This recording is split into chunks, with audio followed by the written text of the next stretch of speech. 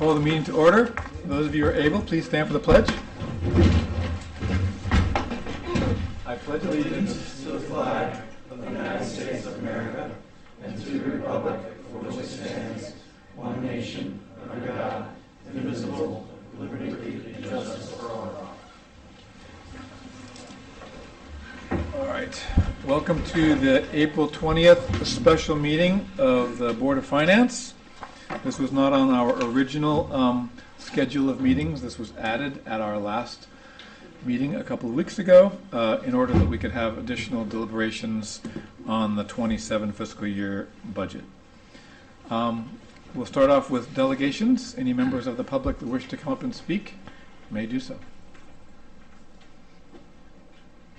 Come on up. State your name, please, and address.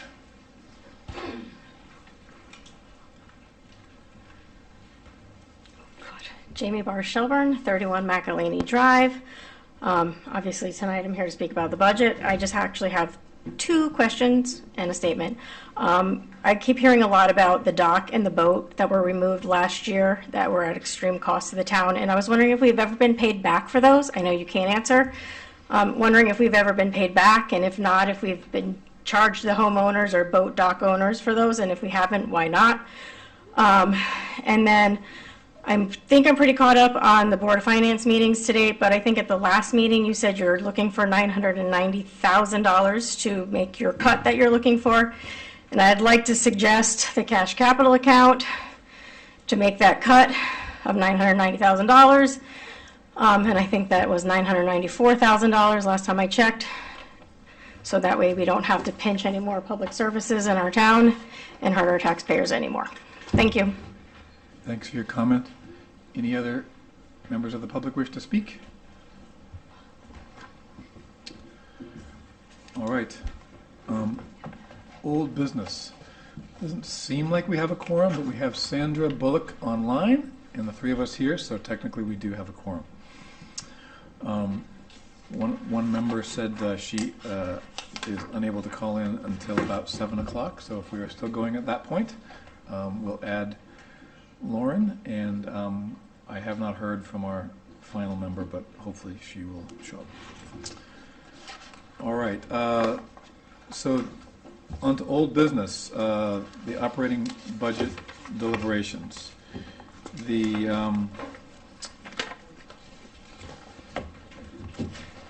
We did ask at our last meeting if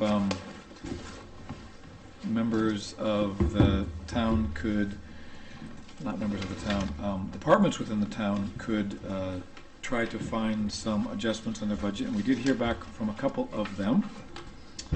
One of them was the tax collector's office, and they said that they could cut their professional conferences by a small amount and cut their transportation allowance.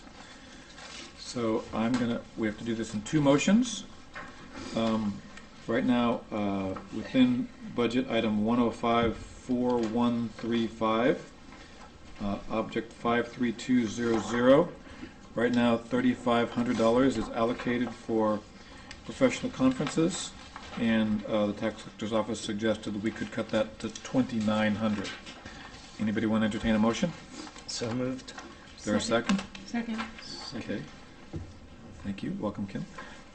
Moved and seconded to reduce item 53200 within the tax collector's office budget from $3,500 to $2,900. Any discussion? Okay, Sandra, you want to come off mute so you can vote? All those in favor, please say aye. Aye. Any opposed? Motion carries.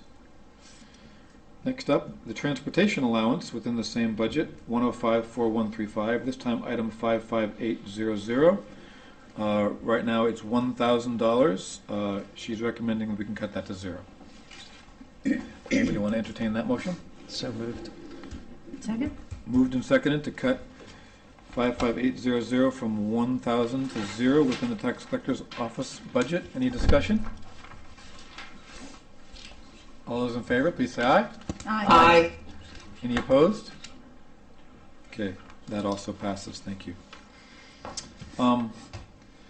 Kevin, you mentioned to me in an email that you thought maybe there could be a deferral of some software costs within the finance office budget.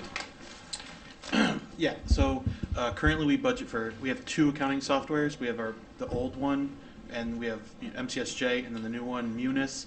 As of fiscal year 25, we stopped using MCSJ.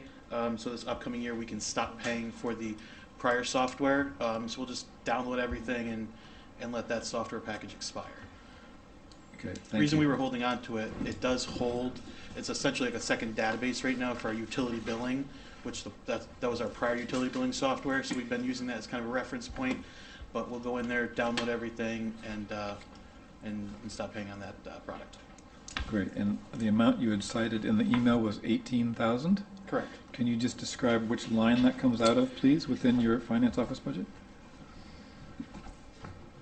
53020, maintenance of equipment. Okay.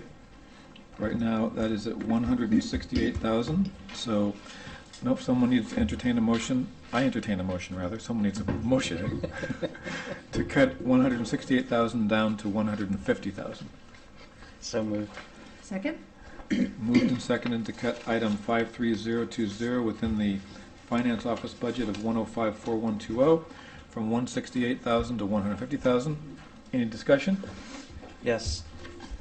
Kevin, with the download, that will provide the security that you need for the old data, that you will be able to retain everything that you need going forward.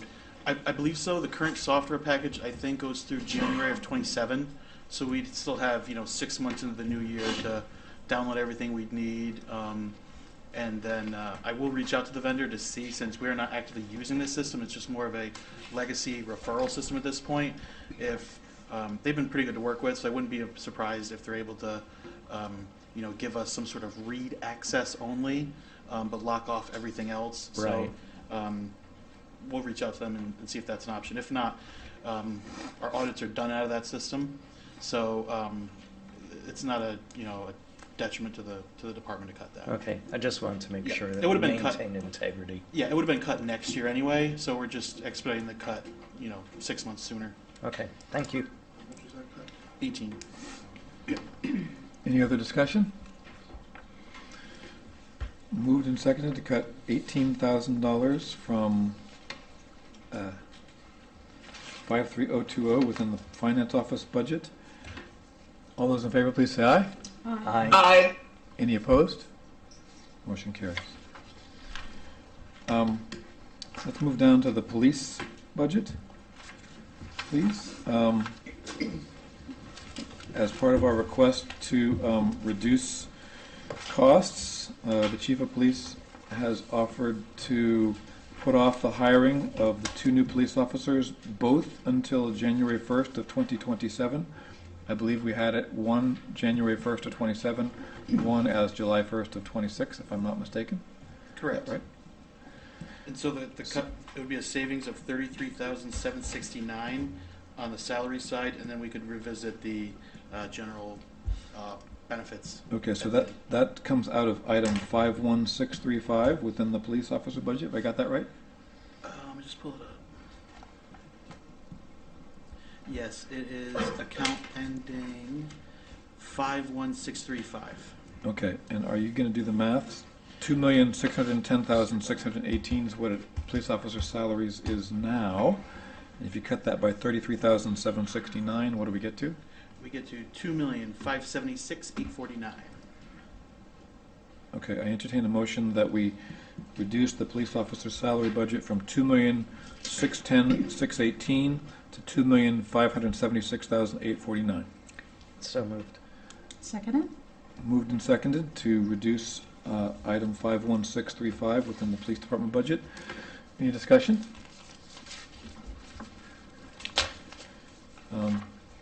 I just want to, I think, make sure that the police chief believes that this is going to not impair your ability to, for public safety. There's no additional risk.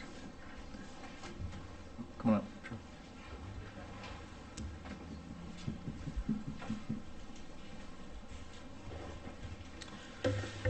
Of course it will.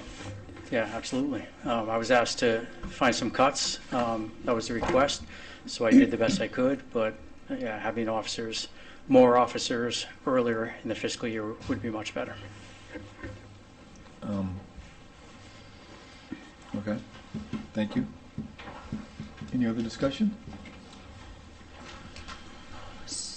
I guess I just want to say that I think the thing that is hard for both fire and police for the town of East Lyme is the percentage of overtime that's incurred and is based in the budgets, and I understand that that has a lot to do with how the shifts are mandated from a collective bargaining unit standpoint, as I have come to learn.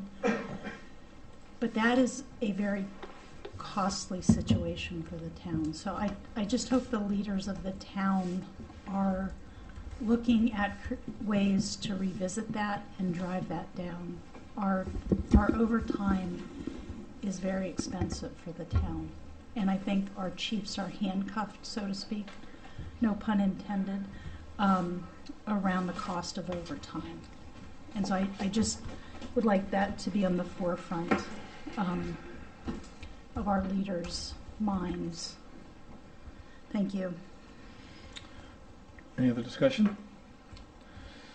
Moved and seconded to reduce item 51635 within the police budget from $2,610,618 down to $2,576,849. All those in favor, please say aye. Aye. Aye. Aye. Those opposed? Motion carries.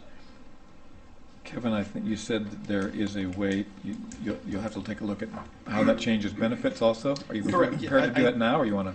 We probably should wait for that'd be the final cut, depending on where everything else falls. Fine. I do have one more. The town clerk emailed me about 2 potential cuts. Okay. 1054147. Town clerk, let me just find that item, please. Closer to the top. I think it's like maybe the. I see it. Yes, go ahead. Okay, so just pull it up here. We can cut overtime in half from 1,000 to 500. Okay. That is item 51630 within the budget of 1054147. Entertain a motion to cut that item by $500. So moved. Seconded? Moved and seconded to cut item 51630 within the town clerk budget from $1,000 to $500. Any discussion? All those in favor, please say aye. Aye. Any opposed? Motion carries. Anything else? Yes, $500 from dog licenses and ballots, line 56115. Where is that? Is that- In town clerk as well. It's the second to last line in got your it, budget. got it, yeah. Cutting it down, right now it's at 5,000, Yep, and you want to cut it to 4,500? correct. Okay. So this is item 56115 within the same town clerk budget. Anybody, I entertain a motion to cut that from 5,000 to 4,500? So moved. Second? Moved and seconded to cut printing of dog licenses and ballots from 5,000 to 4,500. Any discussion? Yes, it is somebody from the town clerk's office here? No? Okay.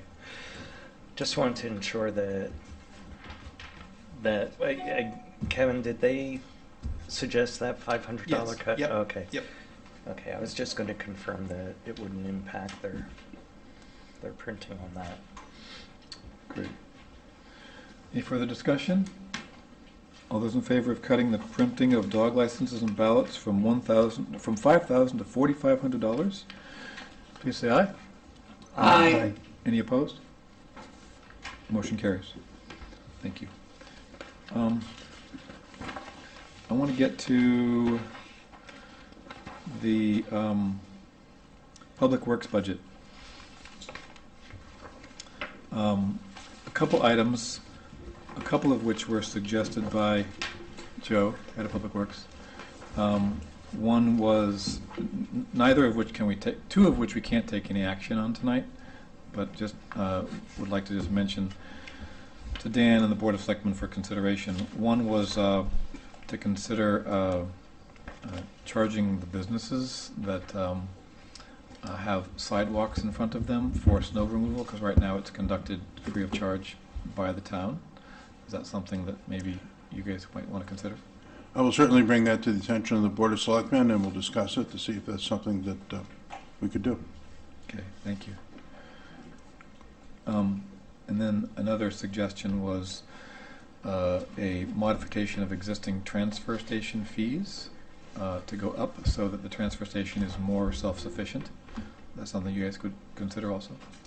You know, it sounds like an equitable suggestion, and we certainly want it to operate in equilibrium and not be at a loss, and so I'm certainly happy to bring that to the Board of Selectmen.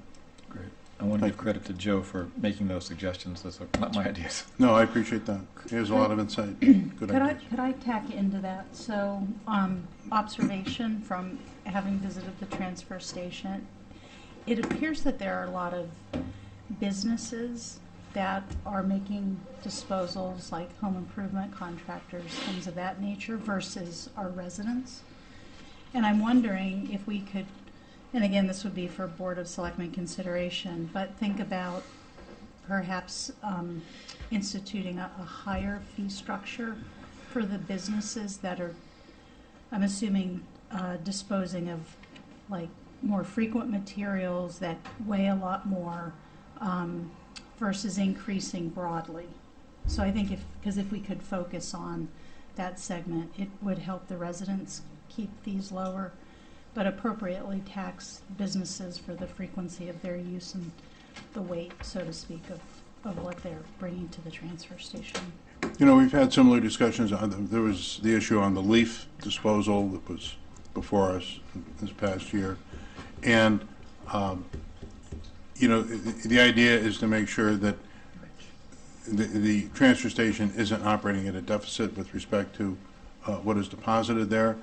And, you know, if commercial entities that want to deposit, you know, items that are going into the various recycling areas, that's something to look at. And I think that's a fair consideration. I'll be glad to bring it to the table. Thanks. Thank you, Kim. Yeah, thanks. There's one other item within Public Works, and that was the custodian wages at the community center on weekends. Kevin, that's within the building maintenance budget, 1054325, and I think it's item 51618. Do you have a number, or might Joe have a number of what that reduction could look like? I don't think it's, oh, let me just pull, I think it's the one account down from that. Overtime or custodian wages? Yes, let me just. Joe, are you able to address it? Please. It's line item 51630 for reference. Got it. Joe Bergala, Public Works Director. This issue, the overtime at the community center, just a quick history on it. We did not provide this about 2-3 years ago. It was at a request, and all the directors of that building are here, Parks and Rec, Senior Center, and the library. What happens, there's so many people that use this building on the weekends, anything with the bathrooms, people getting out, just people walking around the facility and stuff like that. So we brought on the custodian weekend coverage, which is Saturday, but we have to pay those people overtime Saturdays. It's 50 weeks a year on Saturday. The library's closed on Sundays, so it's less, but that totals $21,800. I know it's not something that those departments want us to do without. I don't want to do without. You guys had asked for money. We weren't doing this 2 years ago, so it would come at that building would. It's tough when you have all this public in there on the weekends and no one's watching. I mean, you have a bathroom issue and so that. Who's cleaning that up? So just one to note on the sidewalks while I'm here.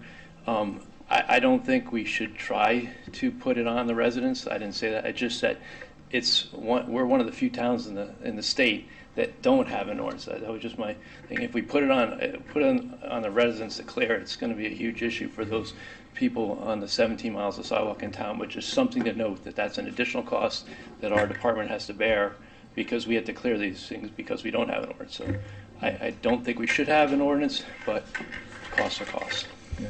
I mean, as you know, we don't make policy here. I am Board of just, Selectmen I just does. want, this was a public meeting, so I didn't say to charge the residents. I just said that we don't have an ordinance in this town, so we are responsible to clean it. It's probably about $12,000 of overtime a year that we have to do that other towns don't have to do. That's what my comment was. I think it would be very unpopular of the people in town that live on sidewalks that didn't have to assume that responsibility. I just wanted to clarify that. Yeah, thanks for clearing that up, and I didn't mean to mischaracterize your statement. I may have paraphrased it incorrectly. I know it's a public meeting, I just want to make sure it was clear.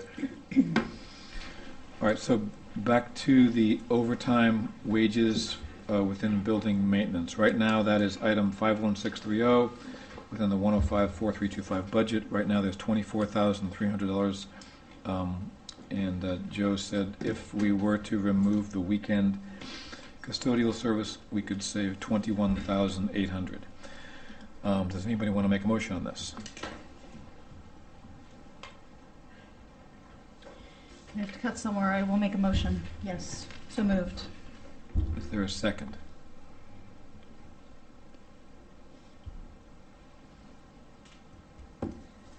Okay, there's no second. We'll move on.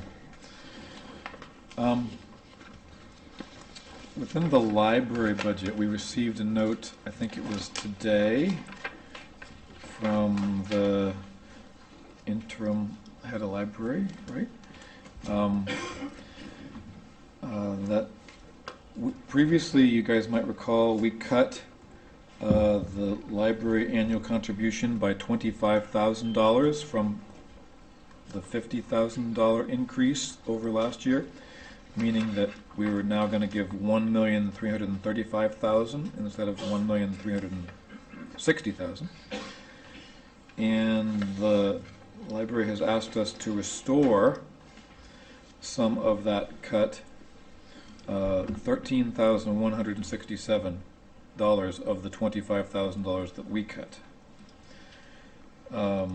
The rationale is that the reduction in proposed health insurance fees from 15% down to I think a 10.4% increase allows for a savings of $68.33, and the deferral of the purchase of I guess 5 new computers was a $5,000 savings, and so that means the library is recommending a $11,833 savings and has asked us to restore $13,167.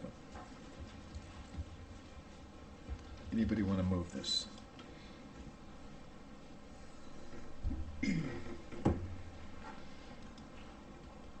Was I clear enough?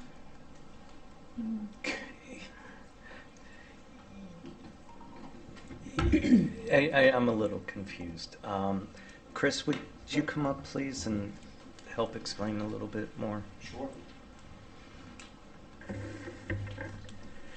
So you proposed a $25,000 cut. You asked me to look at the health insurance based on the fact that we had put 14%, when in fact it was around 10. You said 10.4. I went with 10. Looking at that reduction in the health insurance, the difference comes out to $68.33. So we're not. It's not $25,000. It's not 10. It's $6,833. Okay. That's the difference. Okay. That we're looking at. So I'm looking at a restoration of part of that, kind of meeting me halfway here, because we do have other bills that are going up, including our phone. Our phone bill every month is about $528. Yeah, so that's a little over $6,000 a year, just that alone, and that's about a $2,000 increase from previous years. We were supposed to go on the community center's new phone system. The town was supposed to do this. We have not heard anything about that yet, and I believe that would lower our costs, but right now that's up in the air. So that's kind of where we're at. And then you also recommended deferring, I guess, some new computers? Yeah, 5 new computers. We can hold off another year, put that off for now, and save another $5,000. So the total savings you are suggesting is $11,833, whereas we cut 25. Yeah. Yeah. Okay. Is that clear, Rook? Yeah. Yeah. I'll make the motion for the library's suggestion of a cut of 11,000. 833 rather fro- than the 25,000 that we cut. yeah. Okay, is there a second? Second. Thank you, Sandra. So moved and seconded to change the library contribution from, I'm not going to be able to do this math, Kevin, 1,360,000, reducing that by 11,833. 1,348,167. Okay, discussion, please. No discussion. All those in favor of Okay, we've bounced around the idea of Chromebooks in other areas of town and schools, and I'm just wondering if the same could be applied at the library for public usage, that instead of getting PCs, if Chromebooks might be a viable option and would maybe save money going forward. So there's a couple things with that. The computers that we've already replaced were the public computers, so we're good on the public side. Oh, okay. These are for staff. The other issue with the Chromebooks, they're not really usable either for the staff nor for the public. You have to create profiles with them, and then they have to get scrubbed at the end of each use. It's kind of a pain. Oh, okay. With Chromebooks, they're not as usable. Oh, okay. But Just I was understand. curious. We're Yeah. definitely looking at avenues and ways to decrease the spending on new PCs, because it gets expensive having to do this every 5 years. Right. You know. Thank you.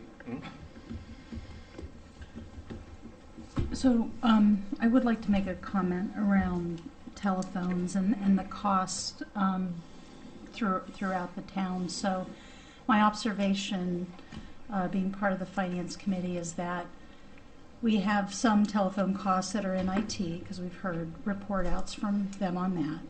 But then there are also telephone-related costs elsewhere in various town budgets, like the library. That, I would say, in my experience from an IT standpoint, is not the best approach. I think the town should go through a telecommunications audit.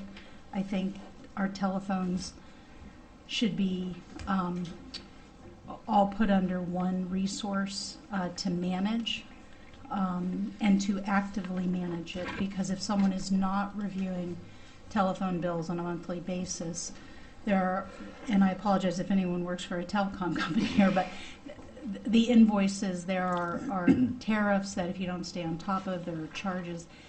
It's a whole industry in and of itself.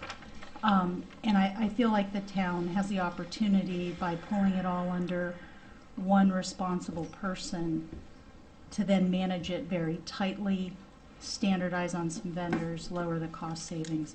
This does not seem like the right way to manage telephone costs for an entire town. So I'm hoping someone can look at that. Okay.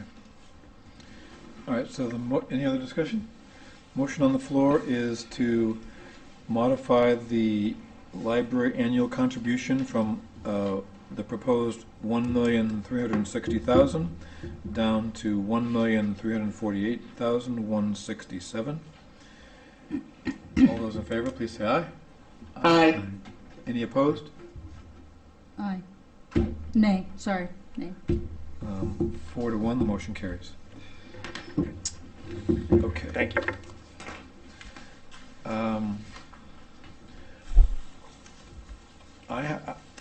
I have a suggestion on the capital budget that we can do now real quickly, probably, unless there is other items that you want to cover within the town budget first.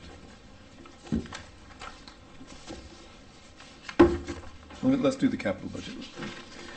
Okay, so within the capital budget, under roads, bridges, and paving, there was a request for $850,000.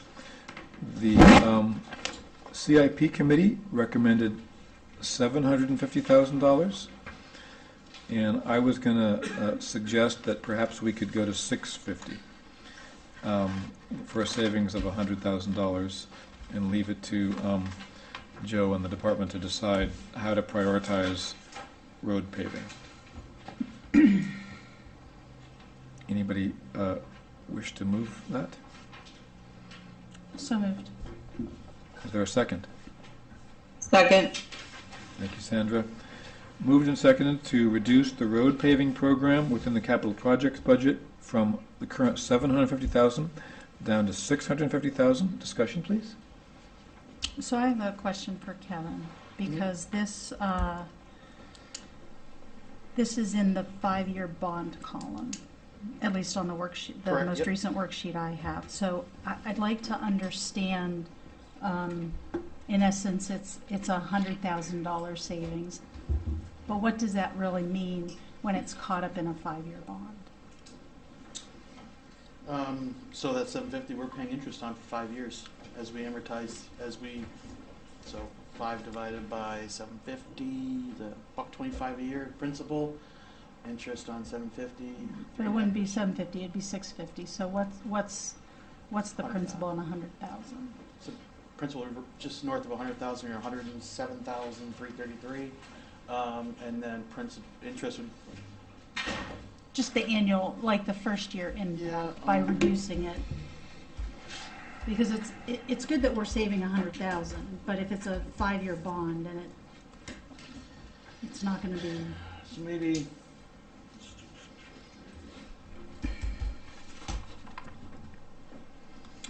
25,000 a year in interest. So maybe you're saving 5,000 to 7,000 by shaving off the 100 grand. So I bring that up only because if it was a capital item that was in cash capital, right, what is known as cash capital, that would have a direct impact. But when we're looking at reducing something that is funded through bonds and financing, it has less of an impact. I'm not saying I won't vote for it. I'm just saying that I just want it to be clear that it's not $100,000 savings this year. Correct. for this year. So just want everyone to keep that in mind. If we're at home with the scoreboard, it's not $100,000 savings. Any other discussion? Yes, Joe, could you comment as to the impact on the roads and paving that cutting that 100,000 would do?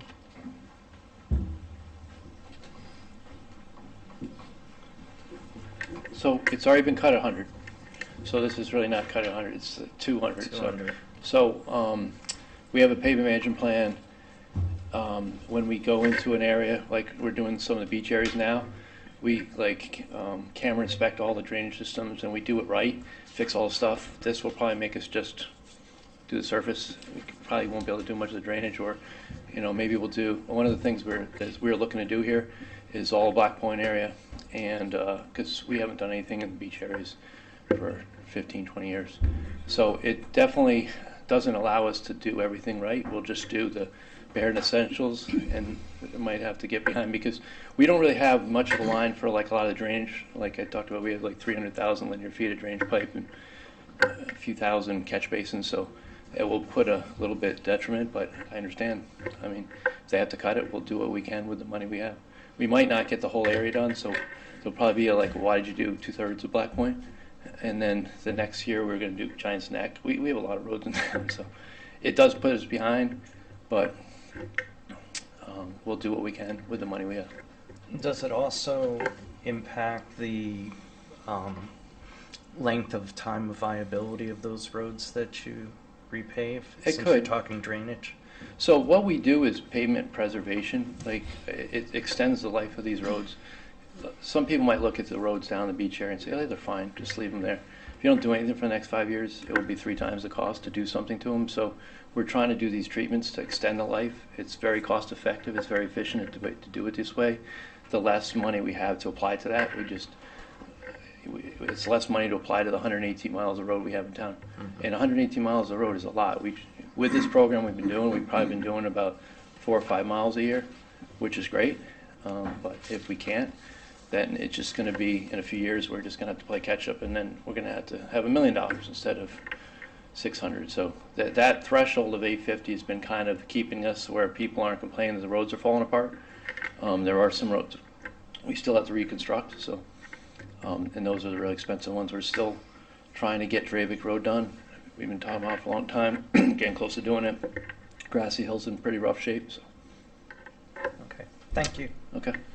Joe, I'm sorry, I have one question. I just want to sneak it in. How much of your overtime is contractual overtime that cannot be managed, so to speak? The overtime in the operating budget? Yeah. It's 85% of it is winter operations. It's all winter? It's all winter operations, or garbage gets extended late, double collections. When we're doing road surfacing, if the contract goes to like 5 o'clock at night, we have to have people out there. We don't have a lot of extra overtime. And the other thing is, all the overtime in the winter operations, like Parks and Rec assists us with all the parking lots. It all gets charged to Public Works. And that overtime line hasn't grown in 6 years. It actually has been cut the last 2 years. I asked for 105. It was budgeted 100. This year we're going to come in at 250. So we're trying to absorb that, but it's being absorbed. It's all coming from the same pot. Don't do drainage. Don't do more roads. It's going to catch up to the roads in town, and that's why we're also trying to get grants for things like East Pat and all these bridges and stuff like that. But we're having a hard time managing those downtown, but downstairs. But we're doing the best we can. Did that answer your question? It's all contractual. Thank you. Yep. Thanks. Any other discussion on this? So, moved and seconded to reduce the road paving program within the capital projects budget from current a recommendation of $750,000 down to $650,000. All those in favor, please say aye. Aye. Any opposed? Nay. Nay. 3-2. So that is a pass. Isn't it? Does it go by the number of members present or Yes. by the majority for the board? Should be the members present. Oh, okay. Just wanted to clarify. Yes. All right. Any other considerations on the town budget? Capital improvement. Capital improvements. Go ahead, Barry. I was looking at the item on the capital improvement for computer technology and other capital items for the Board of Education. Is it appropriate to bring that up now? Yes. So That is line 102 on the sheet for that Kevin handed out for the capital improvement. Kevin, didn't we, if we're in the district-wide technology and other capital items of the Board of Ed, It's listed as 350,000. It's currently at 350. It's currently 350. James, do you want to change the screen real quick? we cut it by 50 from the original 400, I believe. Is that right? Correct. Looks No, like it appears you cut 149,000. 149, because it was 499. It was 499. We cut it by 149,000 already. So can I continue? Yeah, I'm sorry to interrupt you. So there's a further reduction I would suggest in that. And just as a quick preamble to that, I've been involved in computers and education for decades. And computers came with a great promise originally. And the way the research is coming on that right now is, if you look across everything in education, the variable that's most predictive of student performance is student-teacher relationships. And what seems to have happened is that the computer has started to take the teacher out of the relationship with the students to a negative impact upon student learning. Now, computers are also necessary within our school system because of the Infinite Campus. It's used as an administrative tool for homework, test scores, teachers communicating with parents. Infinite Campus is a very powerful component of the current education in the schools. Now, as I understand what's happening with the computers, that the first set of computers that come in from whenever they're beginning up through grade 4 are Chromebooks. And when the students go to the middle school and into the high school, they get PCs. The difference in the cost between a PC and a Chromebook is about $1,200, $1,300 by some rough estimations. If we replace, and we can do this because Chromebooks, for what the computers are being used in the schools, can be used up through the middle school and the high school for the type of work that they're doing. The middle school students to have middle school students and the high school students to have PCs is a nice to have, but are not necessary. What they're being used for, everything could be accomplished with a Chromebook. So if we, and I don't have the exact figures on this, but the difference between buying PCs for the middle school students and for the high school students each year, if we reduce the $1,250 to $250, we could save, by my rough calculations, about $222,000. So my recommendation, my motion would be we would need an exact figure on this to say, what would the reduction in the change from buying PCs to buying all Chromebooks? What would that figure exactly be? My rough estimation of that is it would be the schools would only need about $125,000 to buy Chromebooks from elementary through high school. So my motion would be to reduce the technology and capital item for the Board of Education from $350,000 down to $125,000. That being the difference between buying PCs and Chromebooks. It would just whatever the cost would be to buy only Chromebooks from K through 12. So I think the 350. So if I'm paraphrasing, on the capital projects budget proposal, technology and other capital items for the Board of Ed, right now that sits at $350,000. You're proposing reducing it to $125,000. Right. Have I got that right? With the asterisk is that is the figure that would be required to purchase Chromebooks from elementary through Right. K through 12. We don't. I don't have We can't these. dictate what they do with the money we give them, Right. but that So- could certainly be something for So them to consider. get that figure, I would say it would be calculated by the amount of cost of Chromebooks from Okay. elementary through K. I need a second for the motion.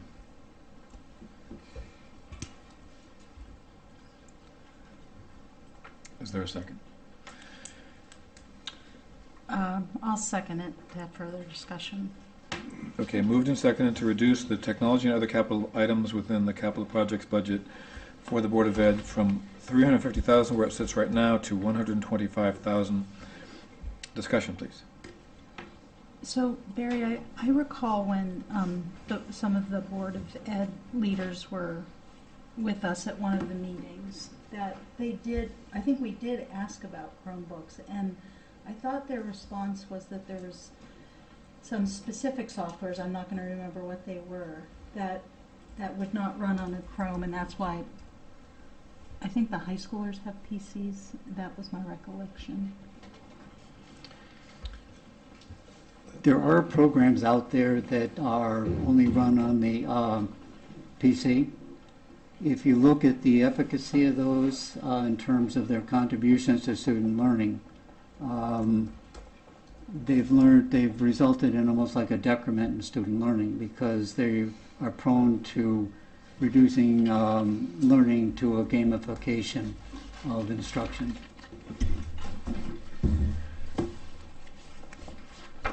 Discussion, good. Yes. I don't know that the Chromebook cost is quite that low, and I believe that initially the elementary school students start with tablets, and then it goes to Chromebooks in the middle school, and then at the high school it's PCs. That's my recollection also. And I think it's probably wise to look at the efficacy and cost effectiveness of the two pieces of hardware and see what can and cannot be accomplished either route you go. If you go exclusively with the Chromebooks, I still believe there are some students, especially those who are learning to code and to program, that they may need something that's a little bit more high powered. So I don't think we can do a blanket cut of all PCs. I think there still needs to be some extenuating circumstances where talented individuals, such as the ones that go to UConn for course credit while they're still in high school, there are individuals who may be more technologically advanced that need some of the higher power computing that would go with a PC.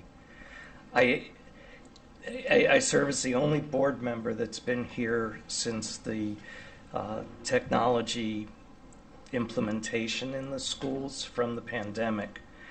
And I think there's a lot of potential that hasn't been reached by the implementation of the technology that we have.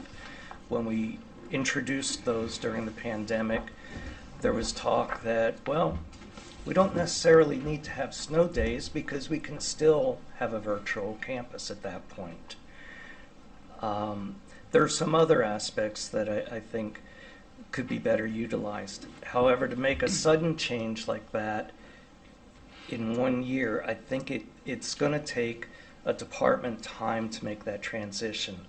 We heard from Chris from the library that, okay, the idea of Chromebooks didn't really fit for library public usage. And, I just think it's something where it's something we should consider, but at this point, I think the cut that we've made is sufficient. Any other discussion?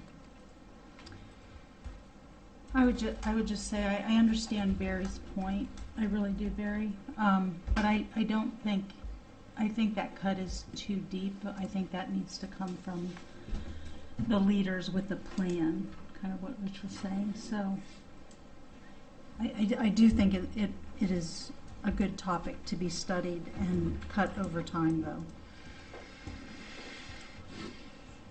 I mean, one option is to table this for now. We have one more meeting where we'll have budget deliberations following the school public hearing on April 27th. Do we want to table it and discuss it again once we have this information, or do we want to vote on it as is right now? I mean, I would love to hear from, I don't know if the Board of Ed has an IT director. I know we've had the town IT director. Maybe if they could both come and give us the roadmap for their device strategy and their cost. Okay, so I'm hearing and interest in discuss. tabling the Yes. motion until we get some more information. Okay, that's fine with me. So I need someone to I vote to table. Okay, you got to move it first before you can vote. I'll move to table. Okay, is there a second to table? Second? Okay, moved and seconded to table the motion to reduce the technology and other capital items budget from $400,000 down to $125,000. Any discussion? All those in favor of tabling, please say aye. Aye. Aye. Any opposed? Nay. 4-1. The motion carries to table. We'll discuss it at our next meeting And on April 27th. Will we have presentations from So- the IT directors, or We could ask for information. the presentation is a late night meeting, as you know, that night, so presentations could happen, but I think I'd rather if they can get it together and submit it to us in advance. Okay, that's Kevin, could you help with that? You know, in the information we need, what would be the cost savings from switching to all Chromebooks, from Chromebooks plus PCs? Yeah. All right, are there other items for the capital projects budget or for the town budget that anybody wants to bring up? Yes. I think when we had public delegations, it was brought up to eliminate the cash capital to be able to maintain town services, but not put as much of a tax burden on folks. I have an alternative thought about reducing the tax burden. And something that I read in the paper this weekend was from Stanford, where they said that the budget season this year was as bad as during the pandemic, that it was that painful and that difficult to go through. I again, as I mentioned earlier, was on the Board of Finance during the pandemic, and that was a difficult year, and the following year was very difficult. I find this year very, very difficult too. And that year we did an unprecedented move of moving $900,000 from the fund balance to the operating budget. This year, I'm not sure if the public is aware, we already have $1 million from the fund balance being utilized in the operating budget. And we have a policy on the board to try to maintain 17% of the budget within the fund balance. We used to have a policy of maintaining $15 million. When I had started on the Board of Finance, we were at $8 million in the fund balance, and we were able to raise it up to $15 million. This year, I think we need to, again, utilize more of the fund balance than what has already been budgeted. And I would like to move $1 million from the fund balance to the operating budget. I know that many will consider it's not fiscally responsible, but I don't think we have any room to cut any more in the town budget. We cut pretty heavily on the school side, and our mill rate, I think, is rising at an unacceptable rate. Can you just tell me where I should be looking for where this transfer is, Kevin? Can you Yeah, so wanna put it on the if screen? we, can you switch this over there, James? It's out of the Other financing sources on the Contingency. revenue tab, right down here, it is the use of fund balance, right here, account 49500. And so, the column headers for I think is demonstrating that we have used 1 million from fund balance in previous budgets also. Have I got that right? So this current This year, current year. we're probably going to use the majority of it in 2020. So hold on, let me just see what the headers up here. Okay, so to the left, that number you see there with this 470,000. That's how much we are using from fund balance in 2025. This year we're probably going to use the full $1 million. And then this year we're budgeting for $1 million as well. So what this means for people at home, people behind me, so we do not have a balanced budget, right? So when we flip to the front screen, when you look up here, line 17, $102 million. We have $102,174,801 of expenses. We have $102 million also of revenue down here, line 28, but it's being plugged by $1 million of our savings account. So the proposal is to increase that plug. So create a $2 million gap. So budget $2 million less than what we're spending. So Yep. take $2 million of our savings, and use that to defer taxes. All right, yeah, thanks for Defer that tax explanation. increase. So, did you make a formal motion? I believe I did. Okay, good. If Is there a you want me is there to, a I can second? do it again. Please, yeah. Okay. I make a motion to take an additional $1 million out of the fund balance to offset the operating expenses. and lower the mill rate increase. But I'll add a caveat with this. We've always put whatever we've taken from the fund balance into revenue for the next year's budget. I do not want $2 million taken next year to be put in as revenue, but to drop it back to the $1 million that we had allocated this year. And then we'll set targets next year for people to meet. Okay. So you're moving that we go from 1 million to 2 million in the use of fund balance line item. Is there a second?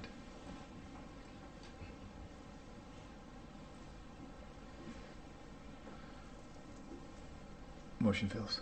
Okay. All right.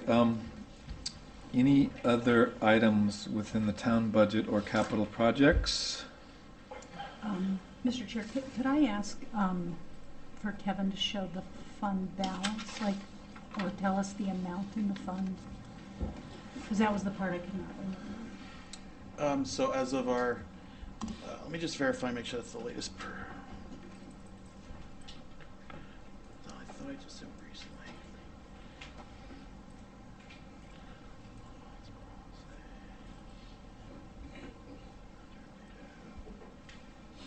Yep, so we just did one this March 30th. So we're currently, with the use of fund balance this past year, we are under our 17% threshold. So I just did a projection of the, from 470,000 rounded up to 500,000. So with the use of 500,000, use of $1 million in the current year we're in, our fund balance will drop to 16.9, which is below the 17% target fund balance that the Board of Finance has. Could you give a dollar value of what's in the fund balance, please? Yeah, right here. It's about 16 million. Okay, thank you. Oh, right now it's about 17 million, but by the end of the year we'll have $1 million taken out. So about 16 million. Oh, okay, thank you. Okay. And Kevin, I'm sorry, just one more educational question. Is there, how do we as a town contribute positively to the fund balance? Oh man, what a great question. Can you give a short version? Yeah. I will, okay. Okay, so I created this worksheet a few years ago for this exact question. How did we increase our fund balance? Where did it come from? So you can see, before COVID, we were not adding a ton to fund balance, right? This is the added fund balance. Some years we were negative, a few years, under $1 million we're adding. So in order to add to fund balance, you have to have more revenues and expenditures in a fiscal year. We're not budgeting for that. So what really happened, you can see the large increase was during COVID, when the town's operations really took a hit, people weren't working. We contributed nearly $8 million to that fund balance. So and was prior, that through ARPA funds mostly? no, this wasn't ARPA funds. This was just there was just services kind of contracted a little bit. We didn't, not as much overtime, some bare skeleton crews, things like that. So that's really where the majority, almost half of our fund balance came from. So prior to COVID, our fund balance was under 10%, and we don't budget for a fund balance increase, right? So what happens is fund balance. The formula for fund balance is a percentage of our revenues minus other financing sources, which is use of fund balance. So as the budget grows, the fund balance, if we just kept that fund balance at $16 million and 10 years from now, say the budget's up to 120 million, just say, Right. We'll be at 10-12% fund balance. So we're not really building a mechanism to grow it. Anything we return at the end of the year goes right back into that fund balance, Okay. besides the Board of Ed money now that they have that non-lapsing fund. So I know people didn't like messing with the pension funding. That I think scared everyone. And I think it was largely because of the bond rating, right? That was the pushback, bond rating. So how big of a deal is this for the town's bond rating? I would probably say in terms of it's probably like 1A and 1B between Okay. your long-term debt obligations. This one's probably more important because this one affects cash flow. If you really don't have about 2 months of working capital, that's kind of the best practice standard. And that 17%, I believe, is roughly that. I think 16.67% is 2 months of working capital. This is just shy of that, just more of that. And then I just have one last question, then I will be quiet. You have given us kind of multiple benchmarking with other towns in kind of our peer group. Would you happen to know from a fund balance, us sitting at 16 million and having 17%, is that typical, not typical, like? I will. I have this. Which one's that? Yep. You can look. Oh, is this a handout? No, it's old from a couple meetings ago. I brought it back because I'm a nerd. I like that you're a nerd. Let me see. Did I make that document? Yes. It's called Budget Comparison to Peers and Local Municipalities. Stand by. Stand by. I just don't remember making Captain that. Kirk at the I'll have to helm. budget comparison. Does that show Does it have fund It balance doesn't. on it? Scott? It shows capital. 1 point. It shows the percentages of capital. I think I know what we're looking at here. Let me just pull it up. All right. So, And I don't believe I have. all right. Is this, I don't is think this I have something fund we could balance deal on with that one. Yeah. outside the Yes, meeting? that's fine. I think you're looking at. But I think it has bearing on Rich's motion. Thank you. Yeah, because Stonington used $2 million this year. Yeah. And I don't know what their fund balance was to begin with. Right, so I think that information is important because if we have that information, then Rich made a different motion next time. It could be different. All right. So again, we do have one more opportunity for deliberations on April the 27th. If you're able to come up with those metrics. I'll add it to my spreadsheet. This is the spreadsheet we're looking at, right? Essentially, Yes, the that's breakdown. it. Perfect. Yep, Okay. that's I it. will add fund balance, and then I'll add fund balance as a percentage, and we'll do that. Awesome. And also do mill rate. Looks like I was supposed to do that. Thank you. Thanks for the question. All right. Oh, I'm sorry, could I ask one more thing on capital? Sure. Could you show what we have in cash capital? I'd just like to step through that one more time to see if there's anything. We have a discussion coming up on cash capital. We have not had the cash capital discussion. Oh, we haven't, okay. It's sorry. coming up. Okay, Before we get to cash capital, I just want to make sure there is nothing else on town budget that anybody wants to address.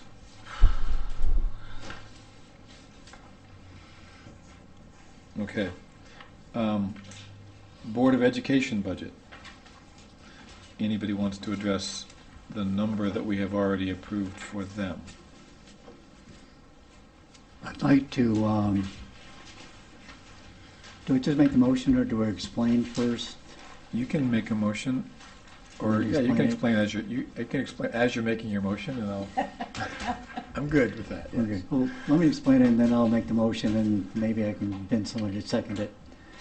When I look at the education, my own personal belief is that there should be strong emphasis on money going to instructional costs for students. And I registered some personal disappointment when I saw the possible reductions that the Board of Ed came back, that there was so much in that related to cuts in instructional costs. That sent me back to looking at their overall budget to say, what were the non-instructional costs that remained in the budget that they didn't catch? And I found one among many others, but I guess what I'm supposed to say is that to make a request for a reduction in the budget, we have to come up with a specific number. So the number that struck me was the increase of 9, and again, we can't delegate to the Board of Ed what they do, but it struck me that there was 97,775 for security increases. And from what I've been following, that is a line item that's related to placing armed resource officers in the schools. And as I looked more deeply into that, influenced by what Chief Glenn talked before about the role that his police officers play as resource officers in the schools, and also looking into the research, I came across many articles, the chief of which was an research article published by the Journal of American Medical Association, that said that when they did a comparison between schools that had armed resource officers and schools that did not have armed resource officers, there was no difference in terms of the likely that there would be a school shooting. No difference with the presence of armed resource officers and schools without armed resource officers. In fact, that article used I won't even say this. The other thing the article showed was that when armed resource officers were in the schools, there was a likelihood of more killings than when there were not armed resource officers in the schools. And the third thing that came up out of that research and related research was the possible, they use the term criminalization of student misbehavior. That if there was a fight in the boys' room, if there was an armed security officer available, that disturbance in the boys' bathroom ended up being referred to the local police station and a criminal record. That didn't happen when there were not armed resource officers in the schools.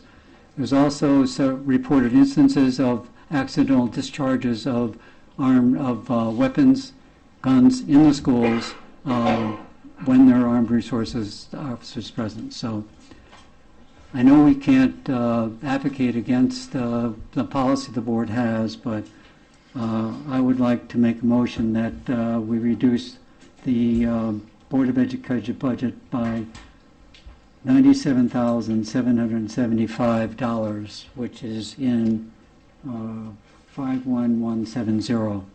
That's where I'm getting that request for. That's how I came up with a figure for the reduction.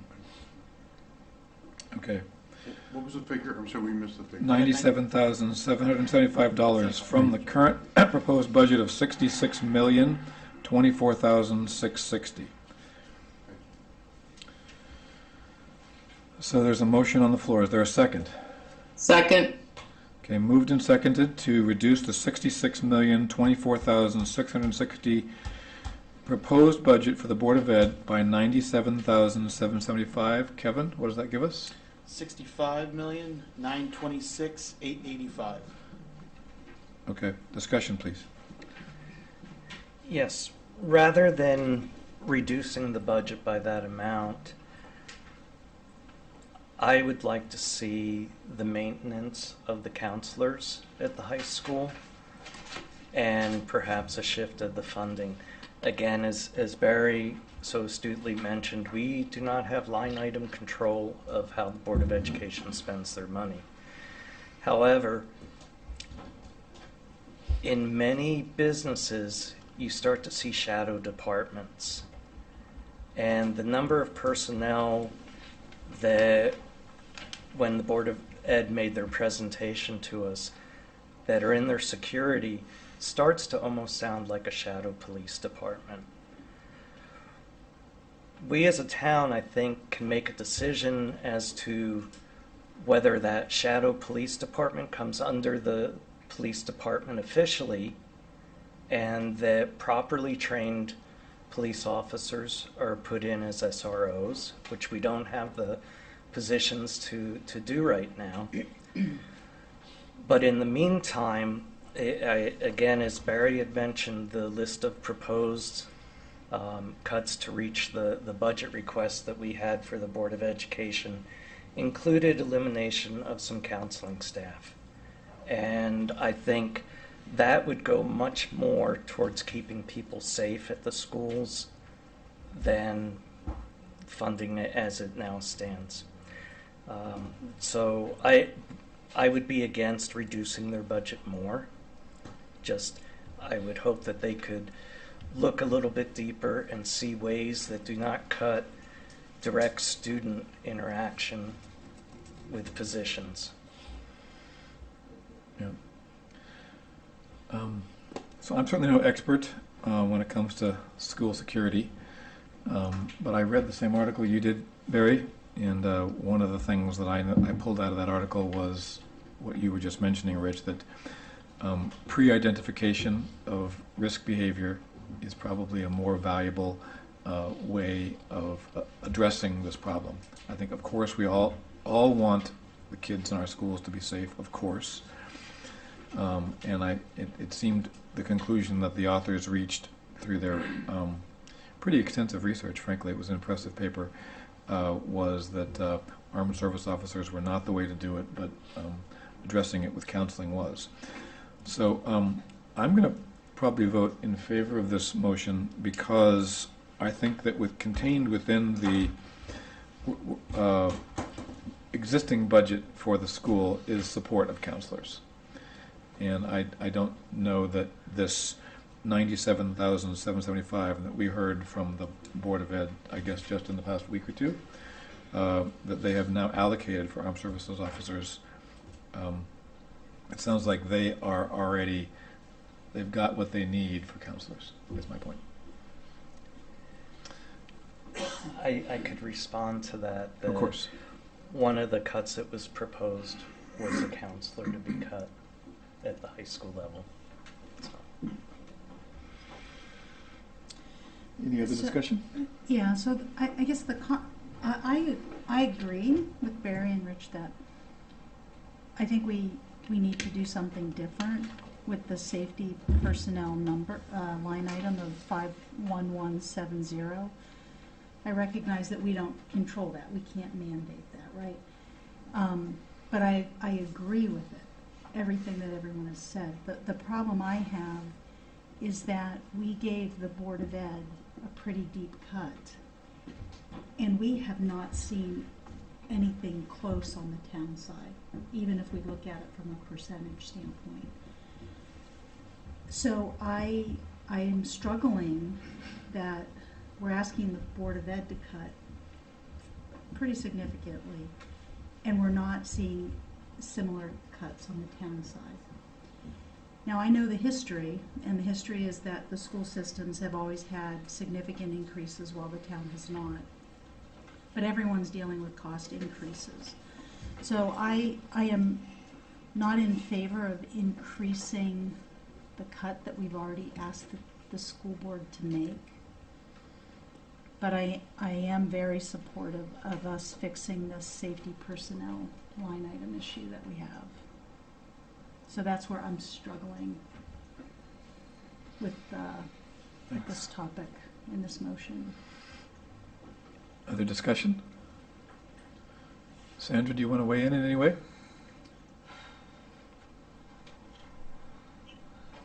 It's tough. I look at what the town has done tonight. I think they've made some pretty deep cuts that, frankly, I wish the police didn't have to do what they had to do, and Public Works, because it impacts the residents, and it impacts, living in this town. And I just think that the Board of Ed can do better in making cuts and living and doing things differently to save money. Because in the long run, the bottom line is we're doing it for the town, we're doing it for the people, for the taxpayers. Because this budget, even though we're making all these cuts, so far, the mill rate, it's going to be hard for people to live in this town. And I've read the same article that Barry and Scott mentioned, and it was a great article. And I know that we can't dictate to the Board of Ed but I think we can't have everything. And the town side, I just feel we need to be safe and we need to have services in town. And I think Public Works and I think Fire and Safety, they've done all they can do. And that's just my comment. Thanks for your comment. Any other discussion? It's moved and seconded to reduce the Board of Ed operations budget from $66,024,660 down to $65,926,885. I got that right? All those in favor, please say aye. Aye. Those opposed? Nay. Nay. Any abstentions? 3-2, the motion passes. All right, any other Board of Education related items?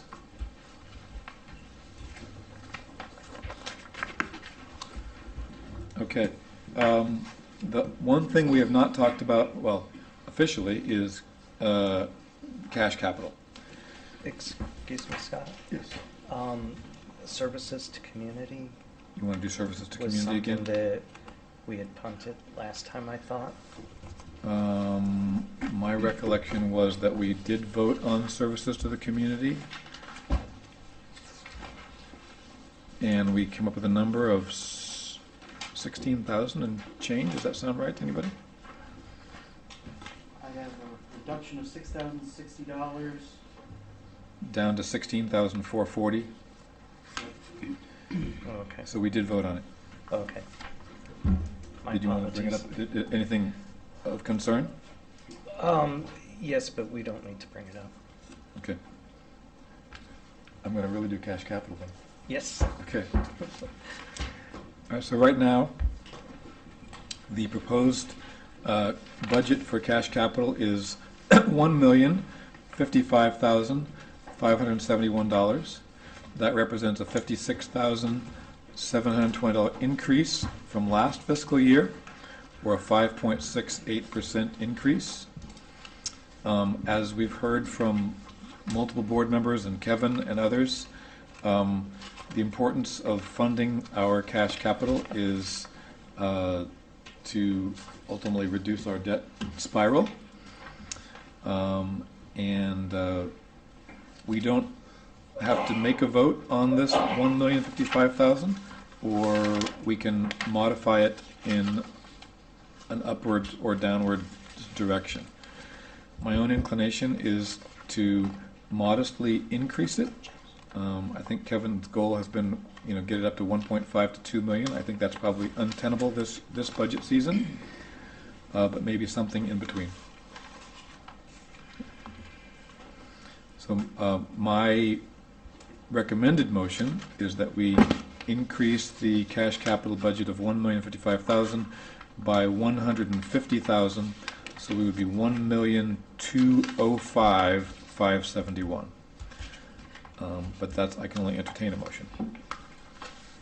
Anybody wish to move it? So move. Okay, is there a second? Second. Okay, moved and seconded to increase cash capital from $1,055,571 to $1,205,571. Discussion, please. Yes, we heard during public delegation that this was one area for tax relief to the citizens. I don't agree that we should eliminate what we're putting towards cash capital, but with tax relief to citizens in mind, I don't think we should increase it. We do not fully fund our Coastal Resiliency Fund. We pitifully contribute to our Open Space Fund. There are other parts of the budget that we do not ideally allocate money to. And I think this is more than last year. It's an increase. It's a token, as some of our contributions to various funds have been tokens. So for me, I would just as soon leave the cash capital where it is. Yeah, thanks. Let me just mention briefly, just to get the metrics out there in the public. Last year, the amount given was $998,851. The previous year, in 24-25, the amount given was $902,750. So increased by about, what, 96,000-ish last year. And this year, we're increasing it by 56,000. My proposal is to go up by another 150, so it's a $256,000 increase. Yeah, no, $206,000 increase. Excuse me. Further discussion? Yes, Kevin, can you remind me again the lease payment line item for 293,000 and what that is? So prior to fiscal 25, I believe it is, we were leasing every year. And so like the garbage trucks, any equipment, the Board of Ed IT stuff, all that was leased for 5 years. The problem is, 2018, 2019, when you're in a zero interest rate environment and you're paying 1/4 or 0.5%, we were paying minimal interest. During COVID, that spiked and we were paying nearly 5% interest on those lease payments. So the last 2 years we've stopped leasing and we've switched over to pay for in cash capital. So while we were winding down our lease payments, because you had five leases, right, one per year for between 900,000 to 1.4 million. Now we have 3 left. Next year we'll have 2 left. The year after that we'll have 1 left. So that number was north of 350, 375 last year. 290 this year. Next year, it'll, in the low 2s. The year after, in the hundreds. So it's cash capital. It's part of the cash capital little allocation there. Right, so bear with me for a Yep. minute. So if we look at, what is I know that is our annual lease payment, but Mhm. if we look at the entire balance on on all of our leases, how Mhm. much is that? Do you know, or could you know?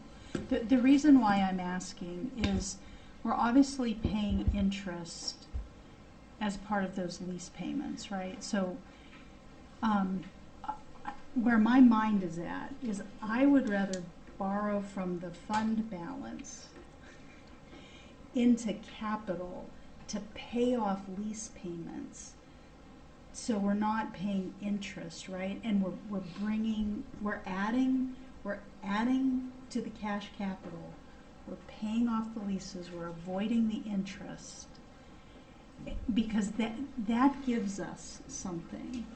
Like, I think that, but I don't know what the something is and how much money it is. So I can pull up. I do have a a payment master. Let me see if I can. You're avoiding the interest. Avoiding Yeah. the interest, funding more cash capital, specifically out of the fund balance for something that gives us something that's very tangible, saves us interest, gives us capital equipment.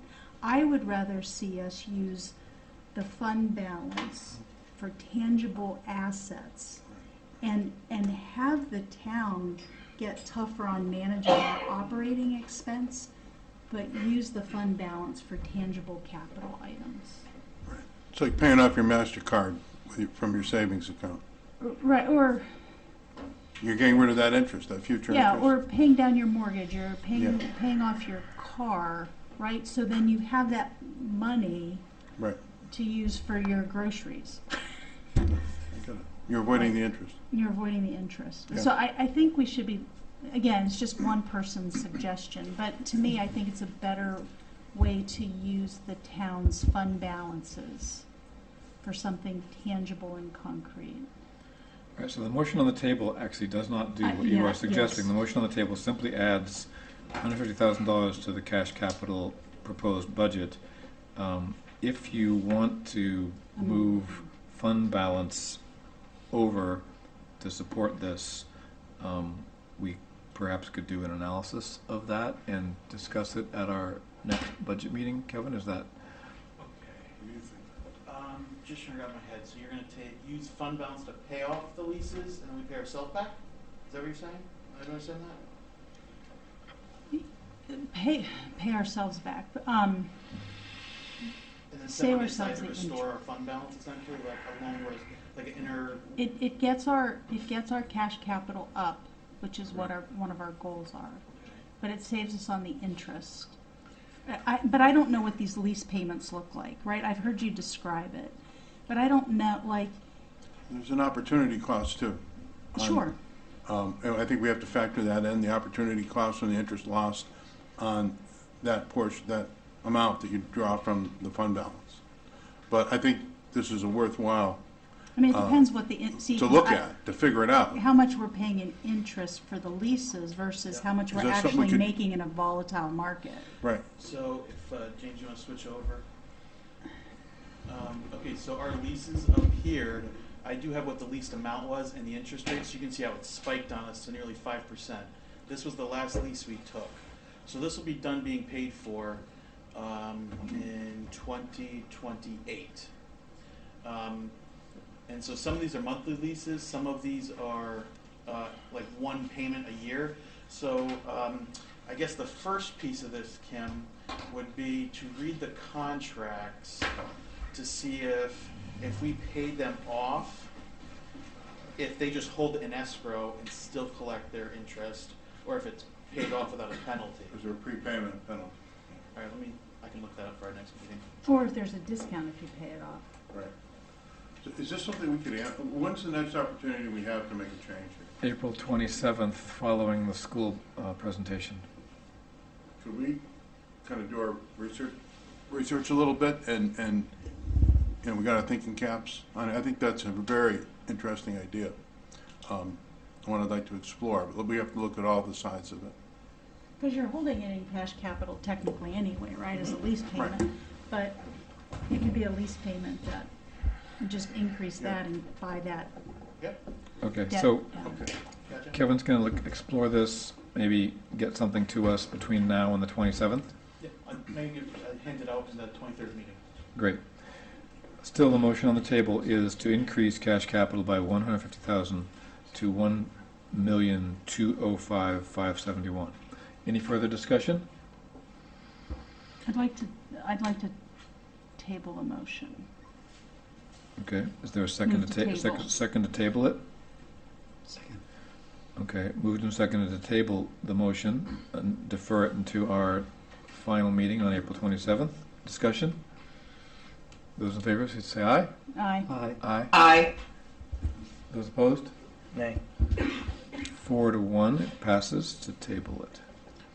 Scott, so one thing I'll do before you leave, or later tomorrow, I guess, I will send out where the current capital project list sits. Okay. Send it to the boards, and then, you know, if anyone has questions on an individual line item or its funding source, we can square that away for that 27th meeting. Okay, so is there, Yeah. you good? Yeah. Okay, unless there are further suggestions for deliberations tonight, I will say we have a public meeting on April 23rd at the community center, where community members are encouraged to come and tell us their views of our proposed budget. That's at 7 p.m., is that right? At the community center? I believe it's 5:30. Did we move, because it says 7 p.m. on here, but then I thought maybe we talked about moving it? I think that's an older one. I think they've all been updated to 5:30. We did move it to 5:30. Okay, so Correct. forgive me for misspeaking. So on Thursday, April 23rd, this Thursday, at the East Lyme Community Center at 5:30, there will be a public hearing on the Board of Finance proposed budget. And between then and now, you're going to post the budget as it exists on the town website, right? Correct, yep. So before tonight, they were on the website. I'll have Mike Mines, our volunteer in the IT department, update it. But currently where we stand today, with the changes we made, we're at a 29.5 mil budget proposal. Got it. There is a second meeting on Monday, April 27th at the high school auditorium. That one, I think, is still at 7 p.m.? I thought they were both moved to Yeah, 5:30, both were moved. but we Okay. can, I'll confirm it. All right. 5:30, 5:30. It is, it is what? It what- is 5:30. It is a 5:30. We did move it to Both 5:30, of so them are you forgive 5:30. me for misremembering. So we have 2 meetings coming up for public hearings. Thursday, April 23rd, Monday, April 27th. Good. I'm going to move on to public discussion. Any other members of the public wish to come up and speak? Please. Wendy had a hand up first.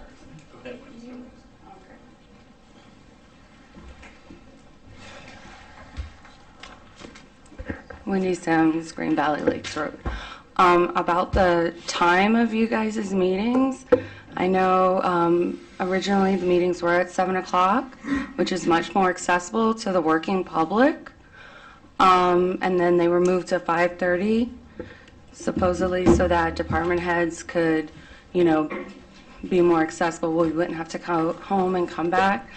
A couple weeks ago, we had a 5:30 meeting with a significant number of department heads here, and yet we still had to sit around and wait until 7:30 before we could be heard.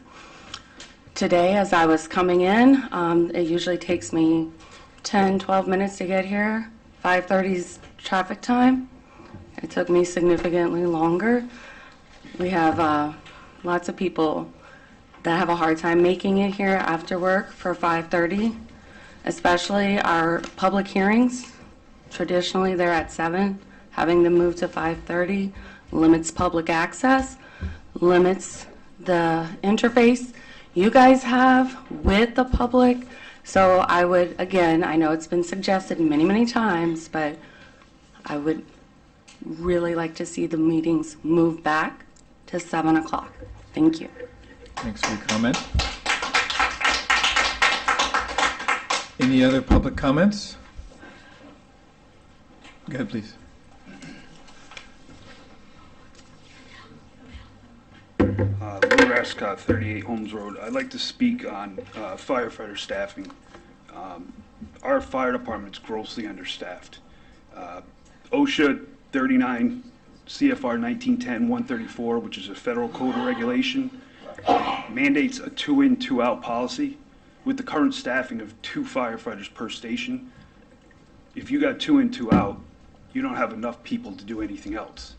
You got 2 guys going in, the 2 guys that are outside are running apparatus. So you would need a minimum of 6 per shift, 3 on each engine. And that's gonna give you your 2-in and 2-out. You still only have 6 because you got 1 running each piece of apparatus. It's a gross shortage in staffing. It's a safety issue to the community, and it's a very big safety issue to our firefighters. The NFPA 710 recommendation is 4 per engine. And also 15 to 17 firefighters in the first 8 minutes of an incident. We're not even close. Currently, we have 4 firefighters, 2 per station. This allows 2 to go in and 2 outside. But those 2 that are outside, if they're running apparatus, they're not available to go in the building.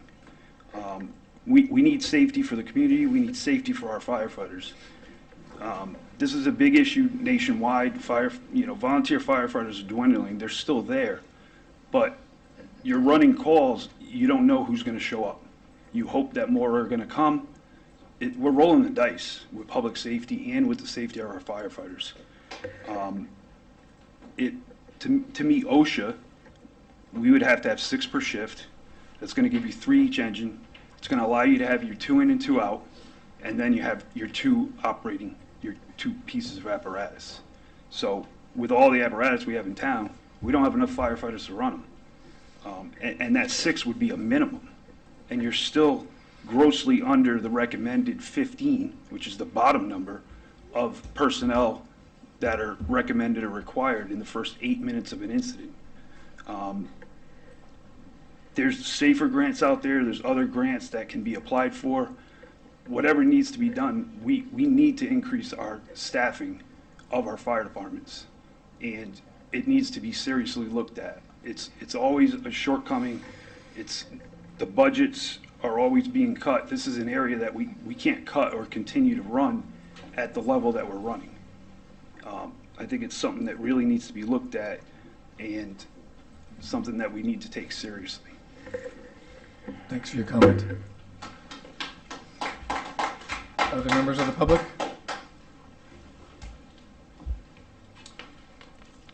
Thanks. Jeff Newton, Superintendent, as well as resident, 53 Arbor Crossing. Just a couple clarifications that I wanted to provide for the public. A couple things that were mentioned tonight.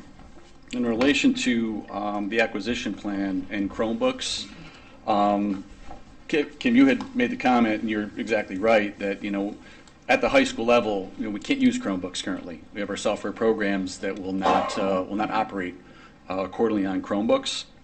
The other piece of those dollars are specific to staff. We have to remember that as part of next year's acquisition plan, we have to repurchase new laptops for all of our elementary teachers.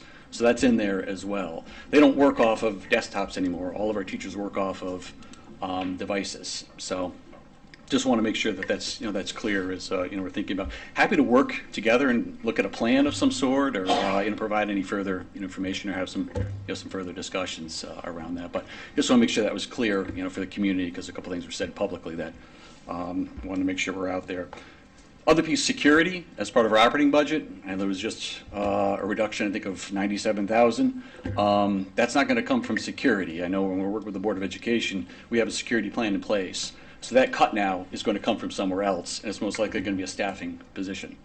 So, and it was clear that you don't dictate, the Board of Finance doesn't dictate where the money comes from or goes, sort of thing. But that won't come out of security. So I just wanted to make sure that was clear as well.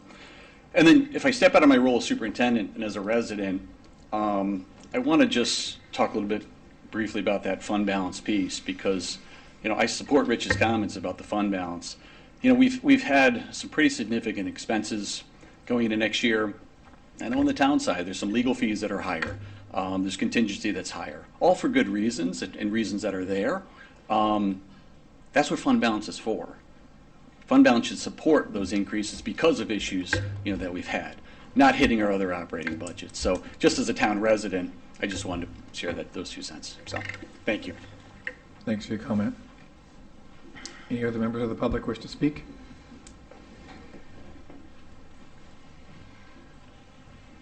Jamie Bar Shelburne, 31 McElhaney Drive.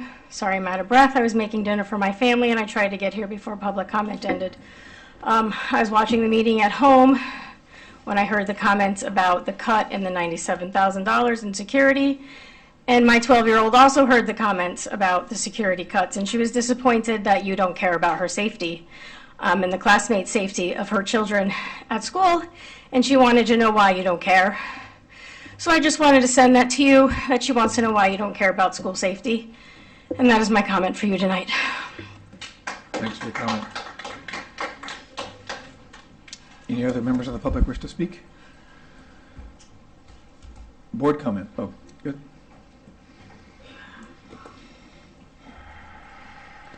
Fred Santoro, 11 Rose Lane, East Lyme. Not really a comment, but just a suggestion is when you have it in the town website, the meeting about the upcoming discussions on Thursday and next Monday, if they could put the links of the actual budgets right there on that announcement, that would be helpful. Because it's very difficult as to try to just find out what the current budget is. Board of Ed budget, I think, is not even on the town website. They're on their own Board of Ed site. So if everything could be sort of linked right to that thing, so that the public can then easily, when they know where the meetings are and what the times are, they can click and then have those things so that we can be prepared. That would be helpful. Thank you. Thanks for your comment. Anybody else? Move on to board comments. Yes. Good. This isn't just my thought, but something that I have received from constituents. We're at a point where regionalization is something that East Lyme should really take a leadership position in. We have a lot of redundancy between the various towns in southeast Connecticut. Redundancy in services, redundancy in positions, and unfortunately redundancy with budget challenges and budget issues. there's not been one town that I've read about in the paper that hasn't really struggled with their budgets this year. And it seems as though we're really not able to please anybody, because we have to try to make the town affordable, but we need to provide education, we need to provide town services for everyone. So I think we really should explore any avenues that we can for regionalization in Southeast Connecticut. Some thoughts on a couple of things. I remember for the senior center, CPR training is a requirement for the volunteers and for the bus drivers, and we have to pay the Red Cross for that. The high school has an excellent program on EMS, and could some of that instruction also include bringing in members from the senior center? It also helps get that bridge between the generations that I've been very passionate about. And then we've heard, we made an attempt to take away training, take away travel in order to cut the budget, and found out that no, these are requirements that people have for their positions. So I think it becomes incumbent upon us to speak with our legislators, our local representative, our local senator, to work in the legislature to try to create online or regionalization for training to meet these requirements and make it easier for folks to be able to fulfill the aspects of their positions. I agree that for the fire and the police, they're understaffed. And we also heard from both departments, a lot of the calls are for EMS type calls. Is it possible that we could have some more citizen hires, not fully trained police officers or fully trained firefighters, that could kind of help relieve some of the EMS situations that we come across? Maybe this is just pie in the sky. In terms of trying to receive funding and resources for our town, I think it's incumbent upon us that we have grant writing as a part of our department head positions. I know Joe seeks grants. I know at the school you seek grants. But whatever your raise was this year, that percentage of time I think should be dedicated to looking for sources of funding for your department, for our town. And department heads could kind of get together. Maybe they found a grant when they were looking for something that didn't apply to them, but could apply to another department head. So keep that communication going. And just a comment about the service to community grants that we're giving. I believe we really need to support the homeless hospitality in New London and the Safe Futures and the TVCCA. Our citizens utilize all these services, and it saves us a lot of social service dollars. Their applications, for whatever reason, did not get in. And we were trying to go by whoever got their applications in by the deadline should be the ones receiving money. Well, these are services that our community needs, and I think we need to support them. I leave it to the Board of Selectmen to figure out how much they want to support them by. And with that, I want to thank everybody for their participation, board members, public, and those that are viewing us on TV. Any other board comments? I just want to say this is, since March 11th of this year, we have, the Board of Finance has been meeting with departments and members of the public and each other to come up with an optimal budget for the 26-27 year. We've had 9 meetings now. I want to thank everybody for their engagement. I want to thank Kevin and your department for all the hard work, and members of the public and all the department heads who have been here tonight and other nights to answer questions for us and to support us in this effort. as everybody recognizes, this is not an easy thing to do. We are trying to get the balance right between serving the community and keeping taxes as low as possible. We'll continue to do so. As I said, we have 2 more meetings on the 23rd and 27th for public hearings to hear from the public specifically. And following the meeting on the 27th at the school, we'll have our final budget deliberations of the year. Is there a move to adjourn? So moved. Second. Moved and second to adjourn. All those in favor? Aye. Aye. Any opposed? We're adjourned.